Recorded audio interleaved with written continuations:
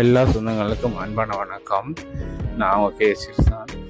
தனி ஐலாண்டுக்கு போகுமா துபாயில் ஒரு தனியாக ஒரு ஐலாண்ட் இருக்குது. அது பார்த்திங்கன்னா ஒரு நாட்டு சம்மந்தப்பட்டு கட்டியிருக்காங்க. அதோட ஷார்ட் வீடியோவை நான் போடுறேன். அதோட ஃபுல் வீடியோ வேணுமெண்டா நீங்கள் எனக்கு கமெண்டில் சொல்லுங்கள். அதோட ஃபுல் வீடியோ நான் எடுத்து போடுறேன். சரியா? இந்த வீடியோ பார்த்துட்டு வாங்க, எப்படி இருக்கான்ட்டு கமெண்டில் சொல்லுங்கள். ஓகே.